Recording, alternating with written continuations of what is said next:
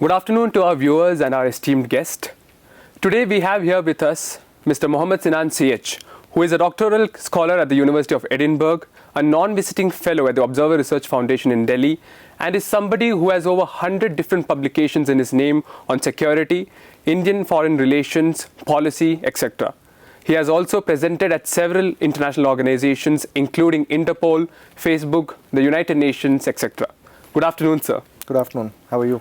All good. How are you, sir? Good. Hope you're doing well. Good. We are extremely honored to have you here with us. And it is an additional honor for me because you are our alumni from our own department. Yeah. I think the 2014 batch, if I'm not wrong. Yeah. And before we start this discussion, I would like to once again thank you for coming in today in spite of your busy schedule. And I also understand that it is Ramadan and you're fasting today. Yeah. But it's completely all right. No Thank you. Thank you for coming in. So, sir, to begin this discussion on a very light note, I was reading your profile and I was very much overwhelmed because of the number of things you have done and the multiple roles that you have taken up throughout your life. What interests me more is to know what you do in your free time. Okay. Because I want to know what a free day would look like for you. Right. I think it's important here to realize that because we've been, anyone who's able to accomplish a lot does not mean that they're busy all the time. Right. And this is a policy that I sort of instituted on myself, where essentially I made it a point not to work beyond a certain number of hours. And by the way, when I say that, I don't mean 8 or 10, I mean like 5 or 6 in a day. The reason why is because I believe that most of my focus came only in those 5-6 hours, and everything outside of that was not necessary. It was an experiment when I started it, but I realized that I was being a lot more productive than usual, which helped me, which made me realize that it's completely all right to take offs all the time, And this is something that we don't realize, as especially in India, we keep having this impression that, oh, this person's working 60 hours a week or 80 hours a week and he must be like really good. You don't really need to do that. You can actually do 20 to 30 hours a week and you could achieve a lot yourself. So to be honest, I do have a lot of free time on my hand, and that's something that I really cherish most of the time. So as much as possible in my free time, I'm married, so a lot of, me and my wife, we actually spend a lot of time together. We like to explore as much as possible, travel to new places or check out different restaurants and stuff like that. But alongside that, personally speaking, I like to, some of the things that I like to do is try going into the gym as much as possible, unsuccessfully, but as much as possible. And apart from that, watch different series, documentaries, TED Talks, TV series as well, all of it. I also really enjoy playing the PlayStation. That's something that I... So are you a gamer? Would you call yourself a gamer? No, not at all. I just have one game I'm playing right now, which is Spider-Man, Okay. and I really enjoy that. But I do that as sometimes when I'm like, okay, fine, I just don't want to do anything else right now, 20 minutes to 30 minutes, I'm just going to play right now. So that's what I generally like to do. And then sometimes I catch up with my friends or Right. a lot of these things along the line. Yeah, I think you're right. It's all about being productive when you're most productive and then taking some time for yourself. Yep. It's important to realize that, working 50 hours a week is not going to attain those results that you think you're going to do. It works. It depends on different people, but at the end of the day, rest is the most important thing. And if you don't have rest, your quality of work is slowly deteriorate as it goes, So that's why I try to work only maybe 4 days in a week right now, and I'm doing my PhD, so it's very flexible. Nobody really sets a timing for me, so I try to work maybe 4 days in a week, and sometimes 5. It does, obviously there are times when it's a busy period I work all 7 days, but it's rare. It's not very common, and I try to keep it to maybe 5 to 6 hours, sometimes 8, but most of the time if I get 4 solid hours of work in a day, I'm completely good. I can stop working that day. All right. So are you somebody who would support the 4-day work policy? Absolutely. It's really quite something I really support, with all my heart. Right. So yeah. But it's a little hard to implement in India, I guess. Yeah, I guess it depends on the companies that are doing it at the end of the day, right? So you have international companies will be a little bit more open to it, but Indian companies is just going to be bhai hame products results chahiye, so what's going to happen there, right? So yeah. Right. So you have done BCom honors, Right. that too from Christ University, the same course that I'm pursuing right now. Right. And then went on to get a master's degree in international relations from Singapore, and now your doctoral research is on political Islam. Right. It is a very unique and interesting trajectory for a very conventional commerce graduate, especially in India. Right. So what was your journey and why this particular inclination towards international relations? Right. I think you can say that my journey started off as a kid when my parents encouraged me to read a lot. So We didn't have a TV back in the days. They didn't want us to. Like, it was a conscious decision not to keep a TV at home, and they said that we won't have a TV, but you can have as many books as you want. So it was a thing that we used to, every week we used to go to the mall and we used to keep buying books. When you came to India, we'd have like a huge budget for just buying, like, so there'd be like 1 to 2 cartons of books that we'd take back to the UAE, which is where I grew up, by the way. And I think I started liking history at that point. So history, mythology, these were subjects that I really enjoyed, like, with all my heart. I loved reading about Greek mythology, Hindu mythology, Norse mythology, so on and so forth. From there, I started looking at history as well. And then I started looking at Islamic history as one of the topics that interested me a lot. And also within India as well, because there's a lot of this that happens. Moving from there, when I wanted to do my 11th and 12th, right, I was in Mangalore.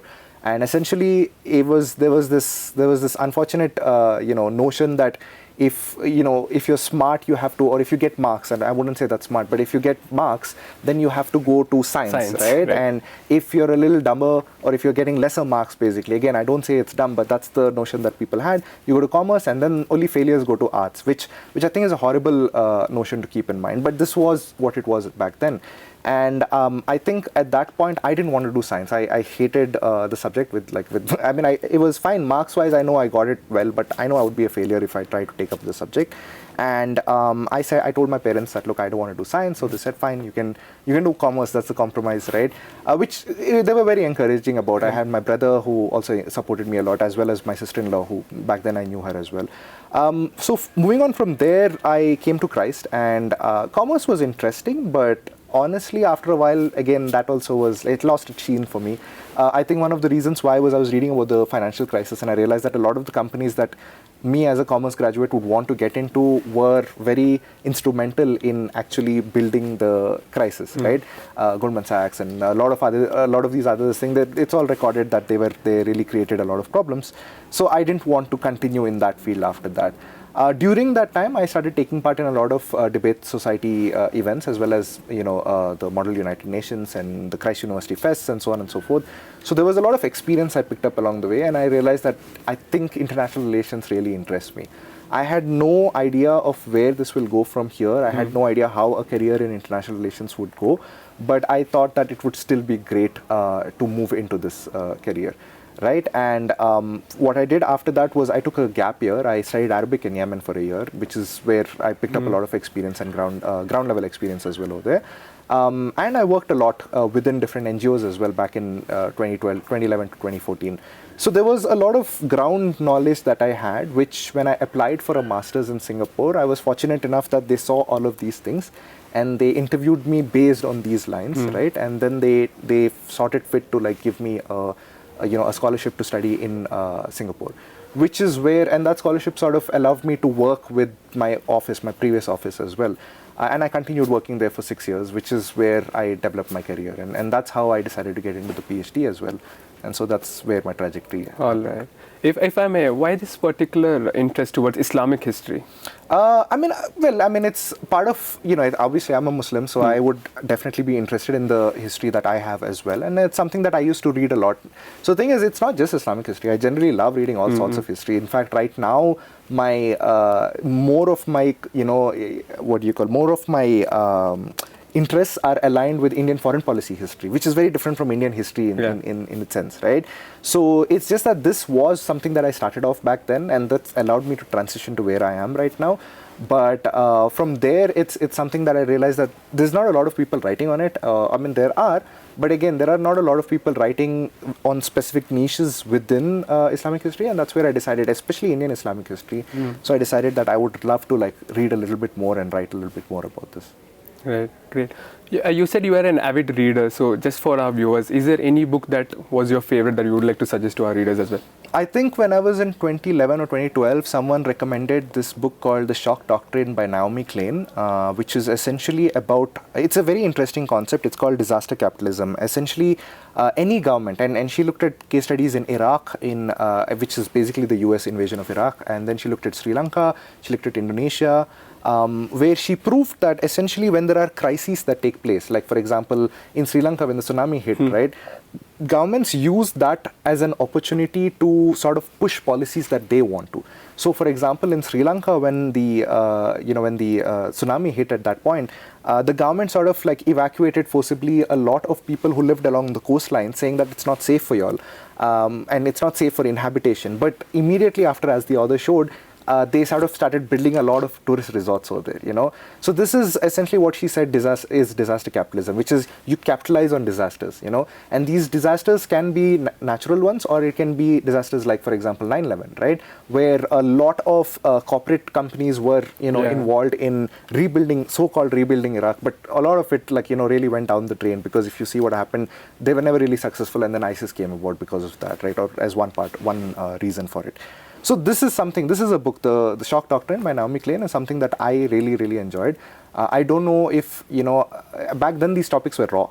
So for me, it was extremely interesting as a person at that point. I don't know if these topics are still as raw for readers today, but it's still a great book that I would recommend for people. Yeah, and it's a wonderful concept. Even I was reading something about how a lot of companies or corporate capitalism have emerged after such crisis, or financial crisis or a disaster. So in order to capitalize that, how governments are capitalizing, I think it's a wonderful concept. I think our viewers can definitely read upon it as well. Yeah, absolutely. So as a follow-up to my previous question, if you could address all the students who have certain apprehensions about entering this field or pursuing a career in international relations, policy research, etc., what would your advice be?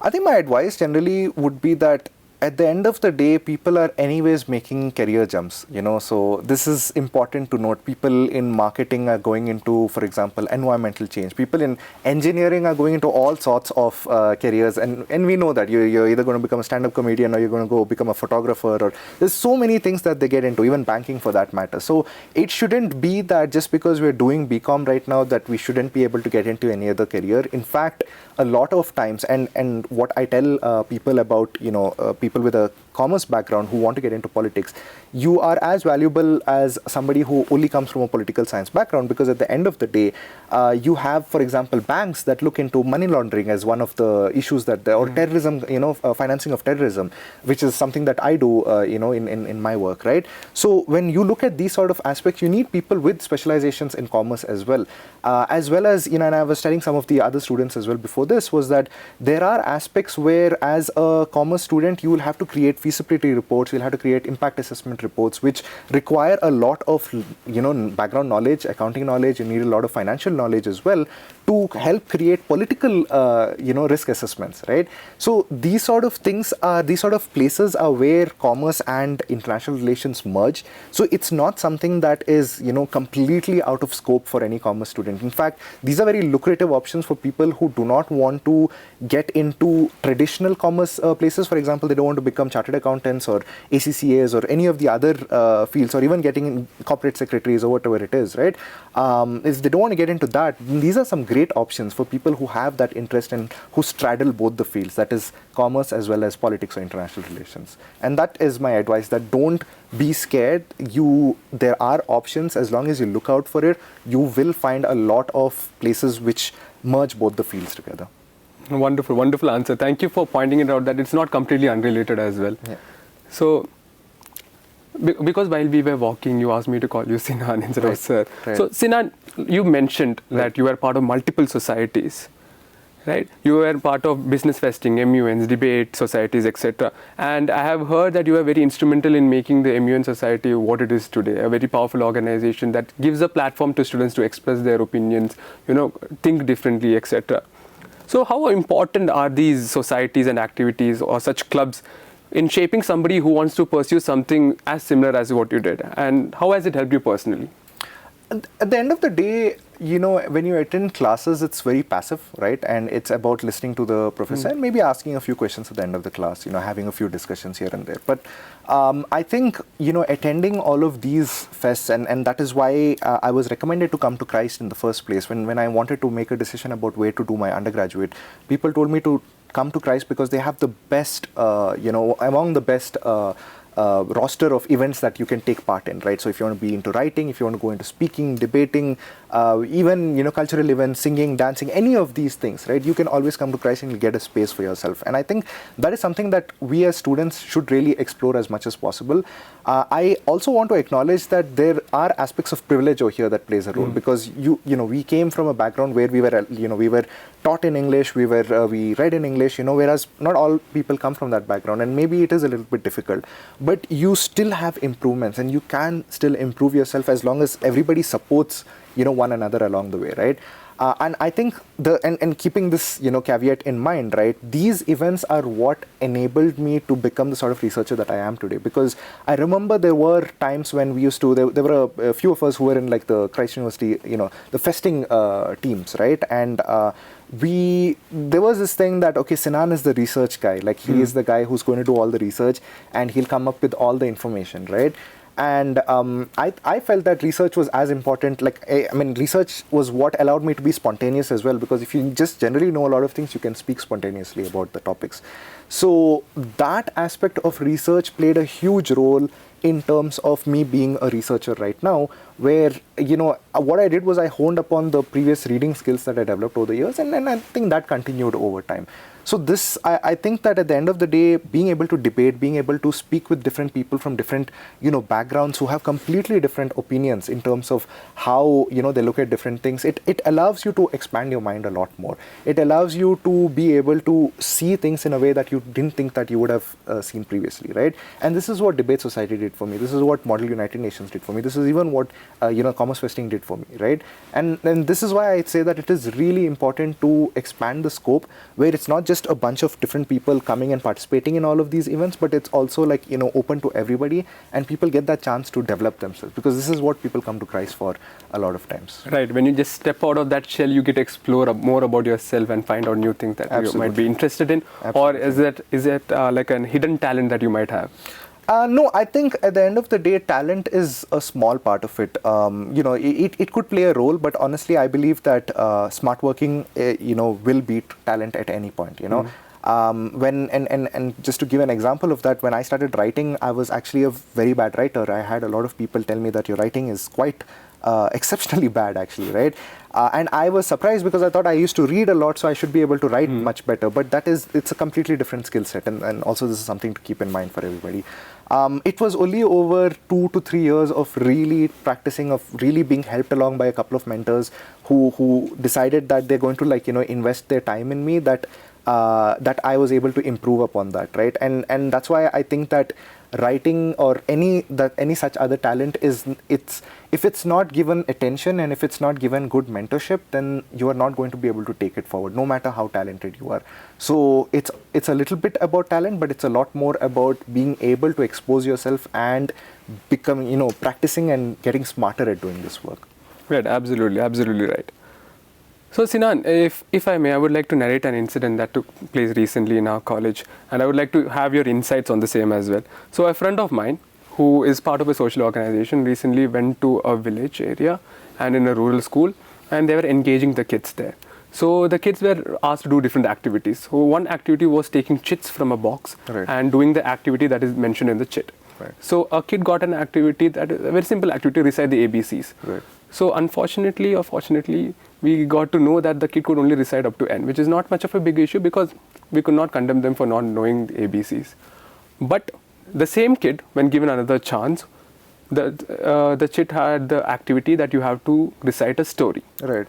And the kid was perfectly able to recite a story from a religious book, that too in English, without much of any hiccups. Right.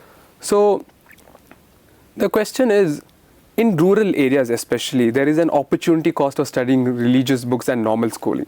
There is a sort of importance given to religious books when it comes. You can only choose either of the one. You choose religious books or you choose religious education. So my question is, how essential should religious studies be for a child along with their formal education? Should it be given as much importance, or should it just complement your formal education? In my opinion, it should complement your education. I mean, of course, there are people who want to take up a career in religious studies, and so for them, it's always going to be great if they just study as much as they can. But and honestly, you would never know that at the age of 5 or 8 or 10, right? You would, in fact, people at the age of 21 are still not sure what they're going to be doing in life. So it's you know, at the end of the day, it's very subjective, is what I believe. I would obviously say that, you know, being somebody who complemented religious studies as opposed to focusing on it full time, I would say that, you know, it's great to have it complemented, because it's and there is also an objective of your religious studies. What exactly is the objective of religious studies? Is it to, you know, is it to become a better person, right? Is it to unite people? Is it to you know, understand that there is diversity, or is it more about dividing, right? So these objectives also matter, and if the objectives are right, then of course it's a great idea to have it complemented, because, you know, for a lot of people, and we may think that we are a secular society right now, but for a lot of people across the world, and a lot of research does, you know, go into understanding whether secularization is actually you know, instituted all over the world, we realize that it's not exactly the thing. Religion plays a big role for a lot of people, so you can't, you know, and it doesn't matter which religion, whether it's Christianity, Hinduism, you know, Islam, anything, they should be given avenues to understand where they come from, but at the same time, it should be, you know, a part of their identity as well, so that they are, you know, and more than that, it is about ensuring that they become good people, and people who can contribute, you know, to their place, to their village, to their town, to their nation, and to the world in general, because that should be the, you know, definition and the objective of religious studies. If it isn't, then we have some deficiencies, and we need to question that. So, you know, as long as these things are kept in mind, it doesn't matter where it comes, as long as you are, you know, ensuring that these people are becoming great. So, right. Wonderful answer. Wonderful answer. So we just take it up as a complementary thing with our formal education, try to become a better person, try to incorporate the values that all religions, in fact, that teach us. Absolutely. Right? Absolutely. Right. Since you are an expert on Indian foreign policy and you are here, I would like to take this opportunity to pick your brain on the same. Right. So, India would be the chair of the G20 from the 1st of December 2022. A lot of issues that needed to be addressed are still unresolved in the world right now, and there is a lot of, if I may say, international political tensions. So, what should India's role ideally be, and what should it stand for? Right. So, just as an important disclaimer, my specialization, and I wouldn't say I'm an expert, but my specialization is more on Indian foreign policy with regards to the Gulf and the Middle East and the broader Middle East. This is not as much my specialty, but I will at least give a few views from what I've read from people who know much better than what I do, which is that India is a growing power, right? It is a growing regional power at this point, and it has a lot of things that it has to keep in mind, right? Even when it comes to, for example, the Russia-Ukraine issue, right? You have India at a pivotal point where it is being forced by different powers to take their stand, which it is not doing very independently, ensuring that, you know, we don't want to be in a place where you know, we are bowing down to anybody else, right? And that's great, because at the end of the day, when we're talking about international relations, there is what is called as rule followers and rule makers, right? And India sort of comes in between that, where it is probably aspiring to be a rule maker over time, right? If not in the whole world, then at least in the region, in Asia specifically, right? And I think this is something that for its own, and at the end of the day, every country is going to look at its own strategic interest. So India as a country is going to look at how it is going to become, you know, a rule maker of sorts within the region, right? So for keeping these things in mind, it can take advantage of the fact that it has a huge market, it has, you know, immense power, it is developing a lot of goodwill over different places, it's actually providing aid. We don't know about it, but you know, Sri Lanka has been provided a lot of aid, Afghanistan has been provided a lot of aid. So this is creating goodwill over time, right? So these are certain aspects that it needs to keep in mind and sort of capitalize on, to be able to become a power that is, you know, that is eventually a rule maker of sorts, right? So this is what I understand of the topic, but this is a very, very, you know, unnuanced and like an unexpert take on the topic, because I don't look at India as a power. I just look at, like I said, India and the Middle East specifically. But yeah, Yeah, but I would not say that you are not an expert as well. You have fairly good views. And since you mentioned the Ukraine factor, I would like to point that, if I'm not wrong, India has a non-contemporary policy that it has followed since the Nehru government. Yeah. And that is why India has taken a stance that is sort of neutral when it comes to Ukraine. Yeah. So do you think India should continue following that policy? It depends on what are its benefits and what are its cons, right, or disadvantages. At the end of the day, India has been, and this has been one of the greatest strengths, at least for a long time, that India has always been able to balance out between different countries. Even during the Cold War, right, they actually were able to. If you look at the sort of aid that they were getting aid from both the US and from Russia as well. Even though both of these nations were against each other, part of my research looks into Indian neutrality in the Middle East, where you have conflicts between, for example, Saudi and Iran, or Iran and Israel, right? And India has always been able to stand in between all of these nations, right? So there are certain strengths there that it affords. For example, it can be a mediating power as well, right? And this is something that's excellent for India. As long as the benefits are more for India as a nation, then they can continue to stay on with the non-alignment strategy. But the moment that this becomes, like a liability for India, right? And that is when it needs to reevaluate. At the end of the day, these decisions are taken by policymakers, not by writers like me, right? But we can only suggest what we can look at it, and we always look at it from a cost-benefit analysis perspective, as we all have it even in marketing and BCom. So this is something that policymakers should be keeping in mind and that is what they are keeping in mind at the end of the day. It's not that like we are advising them; they know all of these things. Right. Now, coming to a more local issue. The recent hijab controversy in Karnataka. Absolutely. The incident sort of unraveled the secularism of our country, which we are very proud of. As students of Christ University or people who are part of mainstream society and living in the city, we were not much affected. But the rural parts were gruesomely impacted. As the youth, what do you think is the change that we should strive for? See, okay, I think it's more of like tier 1 cities like Bangalore and the metro cities, then you have tier 2 cities like which is where the effects actually took place. I don't think it's a rural area specifically, just a slight point over there. But yes, there have been a lot of effects out there. And I think at the end of the day, India has been, one of the greatest strengths of India has always been its nation building, process and the fact that it was known always as a secular nation. There have always been actors that have acted against it, okay, from every side, not just from one side, right? But at the end of the day, as students and as people who are going into the society, right, one of the things that we need to look at is that whatever narratives that come out, are they here to divide or are they here to unite, there is always going to be diversity. As much as I've been studying international relations right now, I can tell for a fact that there is no country which is not going to have an issue between its different communities, right? But the question is, how much does it allow that unity to be breached, and how much does it allow it to maintain that unity? And that is something that policymakers and government in the government level do, right? So, however, as an audience, as a consumer, as the general citizens of a nation, one of the most important things that we do is we try to go beyond narratives that divide, right? And I think that's the most important thing. Are we, the narratives that come, do they divide us? Do they unite us? That is a question that we need to keep repeating to ourselves, and that is what at the end of the day will ensure that we don't, as a nation, we are able to move forward with these things. Because these things don't just have, they don't just affect abstract issues like secularism, but they also affect business interests. They also affect international relations, standings, and so on and so forth. So these are things that we as students should be looking forward to in the future, right? To be able to bridge gaps, to be able to, engage with people from different communities, to be able to respect each other, regardless of our differences, and to understand that, yes, there will be differences, but we are part of one major unit, which is India, and that we want to work for its betterment. So that's something to keep in mind. Right. So, because you mentioned about narratives, there is this one thing that any keen observer would notice when it comes to organizations going forward with their propaganda, which is especially when it comes to extreme ideologies. So even in the recent elections, if you look at different state elections that happened, different parties had different political narratives that they wanted to convey, and that was a major part of their political marketing as well, which they focused on to carry forward their ideology. As a matter of fact, even terrorist organizations have certain narratives that they want to push so that they can hook people into coming in or being a part of their organization. So what is the reason behind this? Why are narratives so important? Right. Just in case anyone's interested in reading further from here, there's a book by this propagandist. I wouldn't say propagandist, but he was a PR guy, right?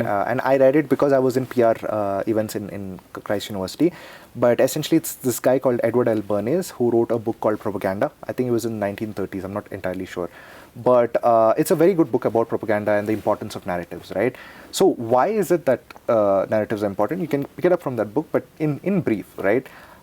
The world is not black and white. It is grey, and it is 50 shades of grey, in fact, I use that term, right? But the whole point is that there are so many nuances that take place, right? Now, for example, you asked me about G20. I don't know much about the G20, even though I am somebody who researches on on political science, on India's international foreign policy, right? But I don't know specifically about this one topic, right?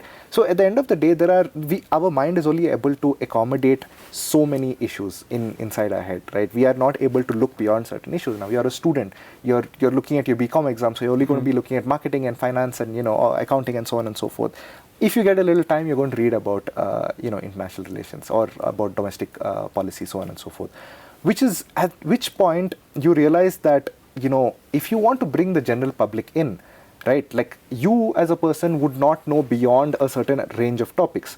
The general public is exactly the same as you and me, right? We do not know beyond a certain amount of topics. So we want all the information simplified to us. Why is it that we have Instagram Reels right now, which are so famous and which go viral, which don't last more than 10 to 20 seconds? It's because we don't have the attention span to go deeper, right? No one's going to look at a 1 hour documentary. They'd rather see a 10-second, dance video or like, a 1 minute video on Instagram talking about a certain crisis or so on and so forth. Even 1 minute has become difficult for a lot of people right now. So at the end of the day, the fact is all organizations they try to take attention of the fact that everyone has a short attention span, and the easiest way to to take advantage and bring people over towards them is to build a master narrative, a narrative that we are here to do this or we are here to avoid this, right? And building that master narrative will allow the world to be painted in black and white. And when it is painted in black and white, then black, becomes the evil aspect and white becomes the good aspect. So you can put anything in there. You can put religion, you can put political ideology, you can put democracy, you can put secularism. You have France with like this militant version of secularism that comes in that forces itself down on different people as opposed to what Indian secularism has. You can put any sort of, ideology or any sort of narrative, and you will always be able to pull out a black and a white, right? And when you are able to do that, you are able to push people who do not have, the capacity. And not all of us have the capacity. It's not that people are dumb. They're just involved in their own work at the end of the day. So you take those people and you give them a reason to, a simple way to say that, oh, this is a good party or this is a good organization and we need to support it right now. So that's why narratives are important. That's why even groups like the Islamic State of Iraq and Syria, Daesh as it's called, were also instrumental in pulling out so many people. We studied the propaganda of these groups. We studied all the narratives that they came out with, and we realized that the propaganda, the most important thing was to make it as simple as possible. You can contribute to us. How are you going to change the suffering of a lot of people? What can you do for us? And that's when people started joining them, And this is what NGOs do. This is what political parties do. This is what everybody does, right? So it's just about what is the outer layer, but the inner workings almost remain the same everywhere. So it is, in summary, people don't have the capacity to look into the nuance. And narratives are able to give you a black and white picture, which allow people to then choose those organizations that create the narrative. Yeah. Since you talked about what hooks people's attention or their attention span, a common problem that we notice but we refuse to take action with is the media. Right. So a lot of media is backed by ad revenue. So a lot of content would be sort of biased, if I may say so, towards particular target markets that the companies would want to target. And there is no way around this, because without ad revenue, you cannot run a media company, and without any sort of finance, it is impossible to run any organization. Absolutely. For that matter. So what do you think can be done, if at all, in an ideal situation, so that the media is back on track or as it is, as we say, is the watchdog of our democracy? Honestly, this is a tough question. This is a huge question to answer. At the end of the day, and I think Edward L. Bernays, in the same book that I told you about propaganda, he actually bought this out, where he told that if you can get everybody to read, you can now give the propaganda that they will end up following, Right. And this is that was with reading, that was with print media back then, but that went on to TV media later on, right? So every media group has its own agenda at the end of the day, and they are going to do what they want to do, right? And they will get advertisers based on that, right? The other model that has also come up right now is the subscriber model, where people pay for the news that they that they want to read, right? Which is also great, but honestly, there are at least 10 to 12 different outlets that I want to subscribe to, both in India and outside of India, and it's difficult, and everyone's going to have that difficulty from here, right? So it's a very difficult answer. Basically, what I'm trying to say is that it's a very difficult answer. At the end of the day, it also depends on how much people demand accountability. But if people are not going to demand accountability, then media channels are going to. Because at the end of the day, what do they want? They want TRP, right? And TRP comes from people watching TVs. So if we as a population really want to destroy a media channel, we just have to stop watching it. That's about it. But that's not going to happen, because most people are very complacent, and they realize that we're just getting the news that we want to, right? Maybe at max we can shift to newspapers because they are a little bit more sober, but that's about it. Everyone thought the internet was a place for democratization of opinions and media, right?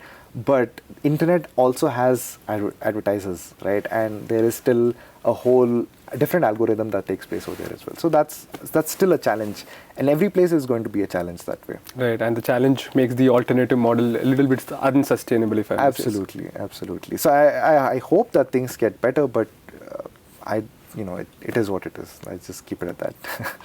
I hope to. Yeah.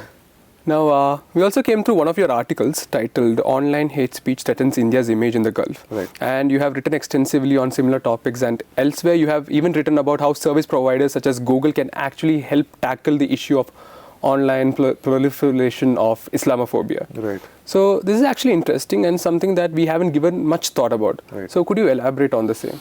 I think it's interesting. There was a time when if you type, for example, black men are, in the US specifically, and this is in the US context, a lot of, insults start coming out there. I don't want to get into that, but basically a lot of insults start coming. Same thing with Jews, who are also negatively characterized in the US, right? And same thing with Muslims as well. So it's not just about Islamophobia, it's about anti-Semitism, it's about racism, xenophobia, a lot of different phobias and hatred, rather, that we may have of different people. And what Google realized at some point was that the search results were creating a lot of problems, So what they started doing was they started actually shifting the search results very subtly, all right? So where all these results went down to the second or third page. And as we all know, nobody goes beyond the first page of Google, right? And they went to organizations that had more sober views of all of these issues, which then they realized that this needs to be instituted across to different sorts of organizations and different sorts of phobias and so on. So one of the very interesting projects that Google did was that if you type, I want to commit suicide, or how do I commit suicide, right? It does not take you to links that tell you how to kill yourself. Rather, it will take you to links where suicide helplines are provided.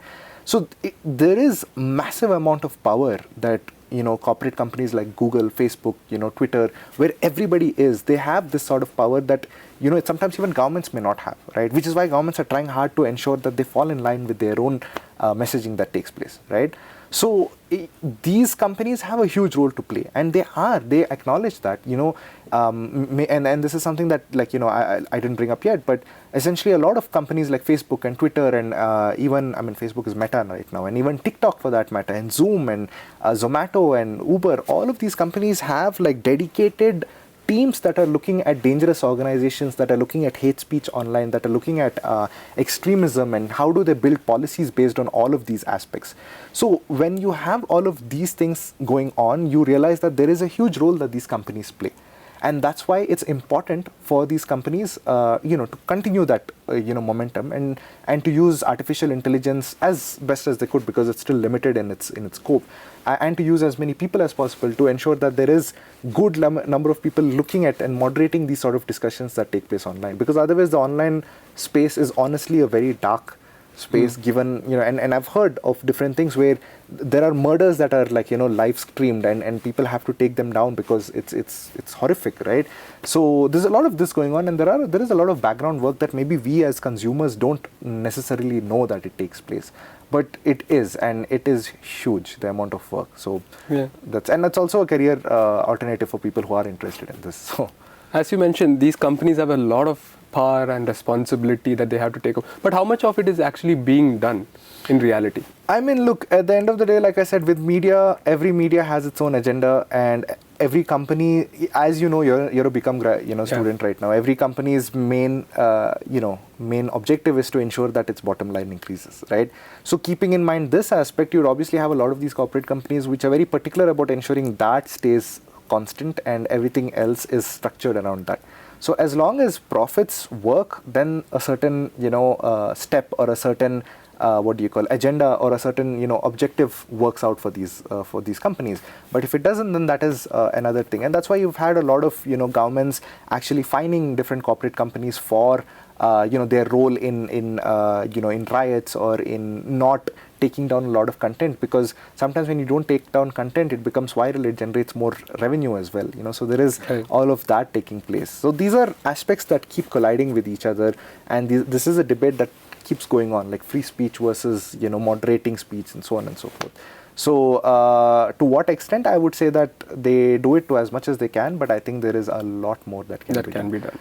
From the front, we see only certain things. I know that from the back end there is a lot more going on, but I would say that the requirement is even more than that. So that's where we go. Right. Well, in the beginning I mentioned that your doctoral research is based on political Islam. Right. Since for the benefit of our viewers and for my own personal interest, right, could you elaborate a little more on your research? Right. So the subject that I'm looking at is Salafism in India. Salafism, if people are not aware, is essentially a strand of Islam which is more particular about going back to the sources, which is the Quran and the sayings of the Prophet, which is called the Hadith. Globally they have been studied quite a lot. What happens though is that from Salafism, there are many different. It's not monolithic. There are different facets of Salafism across the world, and unfortunately, one of the smaller strains of that is what ends up fueling a little bit of groups like the Islamic State and Al Qaeda and so on, right? Where they are called Salafi jihadists, as they're called. So one of the things I wanted to explore was that how is this phenomenon in India? Is it because India doesn't, thankfully, India, and very, very fortunately, one of my research interests is to look at why or how India has been able to avoid major jihadist groups being able to sort of come into this country, right? And it's been successful because a lot of religious actors are against the idea of these groups. They do not allow believers or people who come to the mosque to be bahkajana, as it's called, like to be attracted to such sort of propaganda, right? And Salafists play an equally strong role as well, where they do go ahead and condemn terrorism and all of that. But my interest was more about just seeing their general engagement as a religious group and its engagement with the political system in India. Every religious group in India has some or the other engagement with political parties, whether it's in the front end or whether it's behind the scenes, right? So this is something that I wanted to look into, and I'm finding some very interesting, research. Right. I don't want to share more of it because it's still in the making. In the process. But when the thesis is out, then people, and I'll probably have like shortened versions of it as well. Right. So that's where. Waiting for it to get published as well. Absolutely. Now, you mentioned while we were walking that it's been almost 4 years since you've been back on campus. Right. You graduated in 2014, and the last time you were here was in 2018, if I'm not wrong. Yeah. So, how does it feel to be back on campus? It's great. I love seeing the activity. I mean, Christ has always been a place where you have a lot of active people. There's something or the other. I was passing by the basketball court and I could hear some screaming going on. Some event was taking place over there, and I really love how this is such a vibrant place for students to be. And this is when looking back at the sort of undergraduate education that I got, I'm so glad that I was part of this university, because it is what helped shape me and my future interests from here, right? And it helped me build up my career from here. So coming back just brings back a lot of this nostalgia. I guess I feel bad about not seeing my old friends over here and my classmates, but of course everyone's graduated, so we move on. But it's great. I just completely enjoy this. I love coming back to Christ every single time that I do. Right. Great. I would like to just go back to one other question that I had, because you mentioned you were part of public relations while you were in college. So was it because you were interested in public relations, or did public relations as a business festing event help you in your career in international relations? Yeah, I think it did help me in my career significantly, in fact, because PR was a lot about being able to do the research required, but also more importantly, being able to communicate the research, outside. Whether this is done through presentations, whether it's done through reports, So these were some very interesting skill sets that were given to me, thankfully, because I took part in these sort of events, right? And I think that for everybody, who want to develop themselves, even like events like Best Manager or Finance or Marketing, whatever it is, at the end of the day, it's a lot about speaking as well. And, as much as we would like it to be an equal world where, putting your best face forward is not what matters all the time, but your actual substance does. You need to be able to complement your substance by being able to speak as well, by being able to present as well. And I think that's like, I've never had a problem being able to present at any international organization, even though it looked a little bit big for me when I went in, going into Interpol, it's all very intimidating. But then being able to speak confidently was something that I picked up from Christ, and even before that as well, where I used to take part in, for example, Toastmasters or Gavel's Club, which is something I used to do a lot in Mangalore back before I came to Christ. So these sort of things, it really helps hone your confidence and the fact that you'll be able to take this research and be able to distill it to an audience that does not know how anything about this research. And that's the most important thing about us as researchers. We should be able to take deep topics and we should be able to put it out in a more simple way, because like I said, not everybody has the attention span to read a book. So if you're not able to read a book, can I give it to you in one page? Can I give it to you in 2 minutes, right? And this is something that we learn over time. So, and this is something I believe that was really supplemented by the fact that I took part in so many of these events back then. And I was given the opportunity by my professors here, by other students and so on. Great. So I think being part of many organizations has really helped you build your personality and make you what you are today. Absolutely. I mean, it's a big part of it. It's a big part of taking me forward in my career as well. So I think it's important. Okay. Well, Sinan, due to shortage of time, we'll be winding up with this talk right now, and I'm extremely sad that we have to wind up because it was an absolute delight talking to you. But before we do you have anything to say to our viewers who are watching?